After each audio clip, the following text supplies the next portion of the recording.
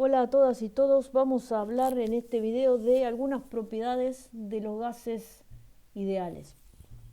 Empezamos en general, hablando de la energía interna de los sistemas en general. Esa energía interna, ¿de dónde viene? ¿Por qué existe una función de estado que se llama energía interna? Bueno, lo que tenemos cuando tenemos cualquier sistema macroscópico es que tenemos un montón de moléculas y esas moléculas se mueven, y como se mueven tienen una energía cinética. Y la termodinámica estadística lo que demuestra es que la energía cinética de las moléculas depende de la temperatura, es proporcional a la temperatura. No es proporcional, en realidad depende de la temperatura, o crece cuando crece la temperatura, baja cuando baja la temperatura. Además de energía cinética, las moléculas interaccionan entre sí, se hacen fuerzas y por eso hay una energía potencial. Y esa energía potencial depende de la distancia en promedio que tienen las moléculas. Y esa distancia está determinada por el volumen que tiene el sistema. Entonces, la energía interna es la suma de todas las energías cinéticas o de la energía cinética de todas las partículas más la energía potencial de interacción. Y por ese motivo depende de la temperatura y del volumen, y esas son las variables más naturales. Haciendo alguna triquiñuela matemática yo podría hacerlas depender de otras variables, pero las variables naturales de la energía interna es T y B debido a esta explicación que está acá. Digamos, a que los componentes de la energía interna, que son la energía cinética de las moléculas y la energía de interacción, uno depende de la temperatura y la otra depende del volumen. ¿Qué pasa si yo, en vez de considerar un sistema cualquiera, digamos el más general posible, me centro en un sistema particular que es el gas ideal? Bueno, las partículas del gas ideal tienen energía cinética, se mueven y esa energía cinética depende de la temperatura, pero la característica del gas ideal es que las partículas no interaccionan y por lo tanto la energía potencial de interacción es cero. Y esta es la que, recuerden, es la que dependía del volumen. Entonces, en un gas ideal, toda la energía interna es energía cinética de las moléculas y depende solo de T. Algunos detalles más del gas ideal, del modelo del gas ideal. Porque el gas ideal es un modelo sobre cómo están constituidos los gases y lo que se observa es que los gases reales a bajas presiones cumplen perfectamente con este modelo. Bueno, el gas ideal está formado por un número enorme de masas puntuales, son las moléculas o los átomos que componen el gas, y esas moléculas se mueven en todas las direcciones y con todas las velocidades posibles, y además no interaccionan entre sí las moléculas, excepto en un choque instantáneo, donde sufren una colisión elástica. Una colisión elástica es una colisión en donde se invierten perfectamente las velocidades. Y además, bueno, las moléculas colisionan con las paredes del recipiente y eso es lo que origina la presión del gas. Si miramos con un poquito más de detalle un gas ideal, lo que podemos ver es que las moléculas tienen distintas velocidades. No hay una velocidad, sino que pueden tener una cantidad infinita de velocidades diferentes. Ahora, lo que ocurre es que, si bien todas las velocidades son posibles, no todas tienen la misma posibilidad de ser encontradas. O sea, tengo lo que se llama una distribución de probabilidad de velocidades. Fíjense en este gráfico que está acá. Tengo en el eje X las velocidades que tienen las moléculas de un gas. Y en el eje Y están representadas las probabilidades de las diferentes velocidades. Y tengo dos curvas, una de 300 Kelvin, una de 500 Kelvin y una de 1000 Kelvin. Y este gráfico, bueno, fue hecho para oxígeno. Y fíjense, por ejemplo, el máximo de las curvas es la velocidad más probable. Entonces tengo que la velocidad más probable a 300 Kelvin es más chica que la velocidad más probable a 500 y esa es más chica que la velocidad más probable a 1000. O otra forma, por ejemplo, de ver este gráfico. Vamos a tomar esta velocidad que está acá. Esta velocidad debe ser más o menos 1200 metros por segundo. Entonces, si yo miro este gráfico, veo que a 300 Kelvin la probabilidad de encontrar una velocidad de 1200 metros por segundo es prácticamente cero, y a 500 también, pero a 1000 Kelvin existe alguna probabilidad de encontrar ese valor. Si me voy a 1000 metros por segundo, a 300 también tiene probabilidad cero, pero a 500 tiene una probabilidad bajita y a 1000 tiene una probabilidad más grande. Entonces, estos son distribuciones de probabilidad de las diferentes velocidades, y lo que se observa es que a mayor temperatura tengo más chances de encontrar moléculas que se mueven muy rápidamente. Bueno, este otro gráfico es similar a este, simplemente lo que les muestra es lo que ocurre con moléculas que tienen diferentes masas. Entonces, todas las curvas son a una misma temperatura, pero para diferentes gases, y ustedes lo que pueden ver acá es que los gases que son más livianos logran alcanzar velocidades más altas para una misma temperatura. Lo que la termodinámica estadística nos dice es que la temperatura que nosotros medimos, cuando usamos un termómetro para medir la temperatura de un sistema, está determinada por la energía cinética que tiene en promedio las moléculas. Y ahora, antes de seguir con el PowerPoint que preparé, les quiero mostrar una simulación por si alguno de ustedes tiene ganas después de ponerse a jugar un poquito con esa simulación y puede ver, son más o menos, lo que vamos a ver en esa simulación son las mismas cosas que le conté acá, pero bueno, visto desde una manera diferente. Entonces, esta simulación está en una página de internet que yo después les voy a pasar. Cuando vienen al simulador,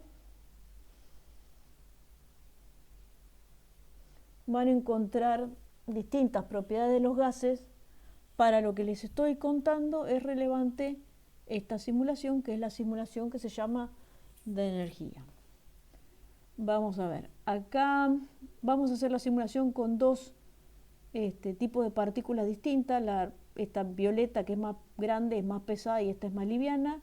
Vamos a ver que me diga su distribución de velocidades, y también le voy a decir que me diga su distribución de energía cinética.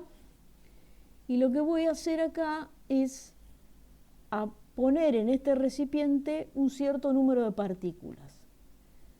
Las propiedades termodinámicas, como la energía, como la temperatura, la presión, etc., son promedios de las cosas que hacen las moléculas. Entonces, y cuando yo quiero tener un buen promedio, lo que tengo que tener es muchas partículas. Si tengo 2 o 3 moléculas, me va a dar horrible la simulación. Para que me dé más o menos bien, tengo que tener un número más o menos importante de partículas. Entonces, lo que voy a hacer acá ahora es a poner, por ejemplo, 300 partículas pesadas y 300 partículas ligeras.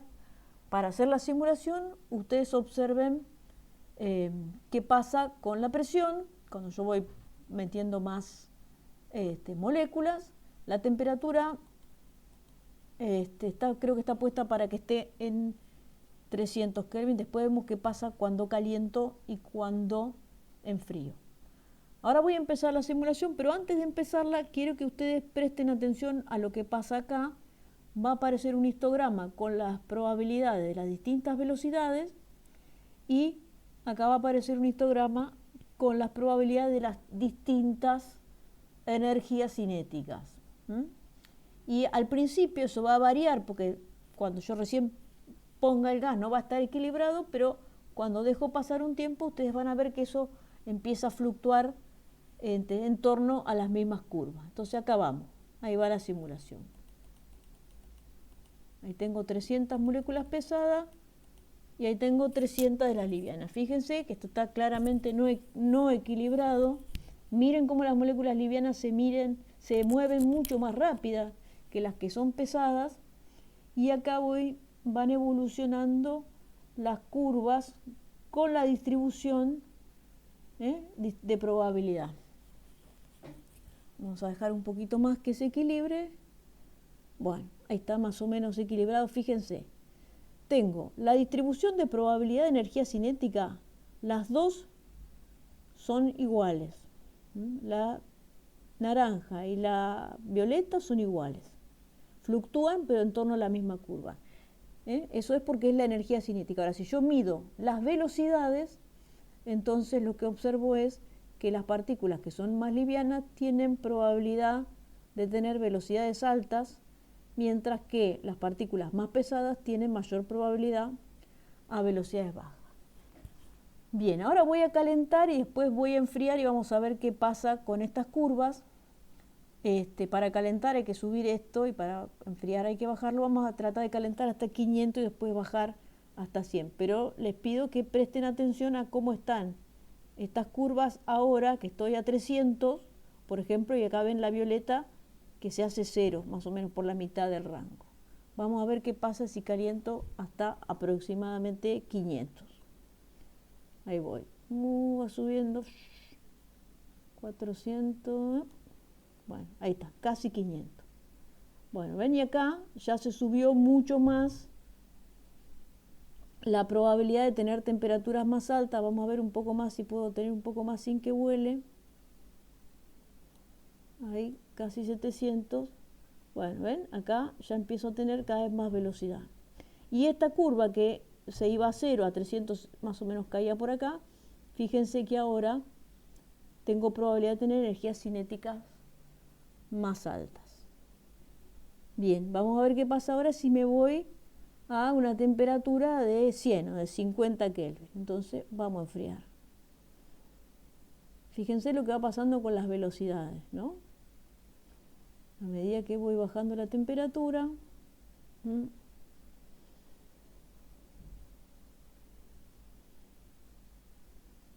bien, ahí estoy en 100. Fíjense cómo cambió la curva de energía cinética, que cerca de 700 yo tenía probabilidad de tener energías cinéticas en este rango, y acá a 100 Kelvin no tengo nada.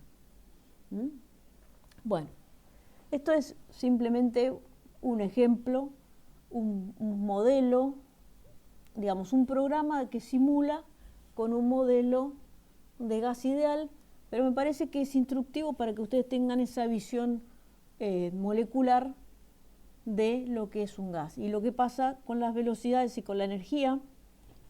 Si yo caliento, empiezo a calentar, caliento, y cada vez lo que voy teniendo, fíjense, en la parte de arriba de todo, acá, tengo las energías cinéticas, las velocidades en promedio, no las energías cinéticas, las velocidades en promedio. Bueno, si crece la velocidad en promedio, también crece la energía cinética y ahí se vuela la tapa. Bueno, listo. Me fui de mambo, pero esa es la idea. Ustedes, después yo les paso el link. Si alguno tiene ganas de jugar un poquito con esto, lo puede hacer. Volvemos entonces a el gas ideal y a las filminas. Entonces, a mayor temperatura tengo mayor probabilidad de encontrar velocidades altas, o sea, energías cinéticas altas. Entonces, eso lo que me indica es que cuando yo aumento la temperatura, aumento la energía cinética y por lo tanto, en el gas ideal, que la única energía es la energía cinética, aumento la energía interna. Matemáticamente, eso lo puedo expresar como que la derivada de la energía interna de un gas ideal respecto de la temperatura es un número positivo. Ustedes saben que cuando una derivada es positiva, eso significa que la función crece cuando crece la variable, o la función decrece cuando decrece la variable. Si aumento t, aumenta e. Si bajo t, baja e. Eso es una condición que se cumple en el gas ideal porque la energía cinética de las partículas aumenta con la temperatura y en el gas ideal solo hay energía cinética. Bueno, ¿qué pasa con la entalpía del gas ideal? Para ver lo que ocurre con la entalpía, uso la definición de entalpía. H es E más P por B. Pero como tengo un gas ideal, puedo reemplazar P por B por N por R por T. Y ahora derivo respecto de la temperatura. Entonces me queda que la derivada de H respecto de T es la derivada de respecto de T más N por R. N por R es un número positivo Y como acabamos de ver en la pantalla anterior, la derivada de E respecto de t también es un número positivo. Por lo tanto, la derivada de h respecto de t también es un número positivo. O sea, que E de un gas ideal es una función que crece con t y h de un gas ideal también es una función que crece con t. Bueno, y como me muestra esta ecuación acá, ni h ni e dependen de la presión o del volumen, o sea que estas derivadas de h y de e respecto a b y p son iguales a 0. Entonces, en resumen, de ecuaciones que les van a servir mucho para resolver problemas de los seminarios. Para el gas ideal, por un lado, tienen la ecuación de estado, P por B igual a nRT. Por otro lado, tenemos esta condición de que E y H solo dependen de T. E es una función de T y H es una función de T. Y por el otro lado, tenemos esta cuestión de que las derivadas de E respecto de T y de H respecto de T son positivas. Y las derivadas de E y de H respecto de cualquier otra variable, volumen, presión o lo que fuere, son iguales a 0. Bien, y para terminar vamos a ver qué pasa con la capacidad calorífica del gas ideal. Habíamos visto en el video de capacidad calorífica, CB es la derivada de la energía interna respecto a la temperatura a volumen constante. Pero en el gas ideal directamente pongo derivada de E respecto de T, no hace falta hacer la derivada parcial porque E solo depende de T. Entonces la derivada de E respecto de T es CB. Y lo mismo pasa con la capacidad calorífica a presión constante. En la situación más general, la capacidad calorífica a presión constante es derivada parcial de H respecto de T, dejando constante la presión. Ahora, en el caso del gas ideal, como H solo depende de T, en lugar de derivada parcial, tomo la derivada total. Derivada de H respecto de T es igual a Cp. Bien, entonces, otra vez, escribo lo que es H para el gas ideal. H es E más P por B, pero en lugar de P por B yo puse N por R por T porque tengo un gas ideal. Ahora, para relacionarlo con la capacidad calorífica, derivo respecto a T. Entonces tengo la derivada de H respecto a T es igual a la derivada de E respecto a T más N por R, porque acá cuando derivo respecto a T, esta T vuela. Me queda la derivada de E respecto a T más N por R. Ahora, derivada de H respecto de T es Cp, derivada de E respecto de T es Cb. Entonces, lo que encontré es que para un gas ideal, la capacidad calorífica a presión constante es igual a la capacidad calorífica a volumen constante más el número de moles por R. Cuando divido por el número de moles, me queda que la capacidad calorífica molar a presión constante es igual a la capacidad calorífica molar a volumen constante más R, la constante de los gases. Esto es válido para todos los gases que cumplen con la ecuación de estado del gas ideal. Y además, esto para todos los gases que cumplen con la ecuación P por B es N por R por T. Además, si ese gas ideal es monoatómico, lo que tenemos es que este Cb es 3 medios de R. Pero esto solo pasa para gases ideales que son monoatómicos, como por ejemplo helio, xeón, argón, etc. Bueno, y acá les dejo en la dirección de la página donde está el simulador por si tienen ganas de probar un poquito qué pasa con eso. Bueno, terminamos entonces el video de discusión de las propiedades del gas ideal. Adiós.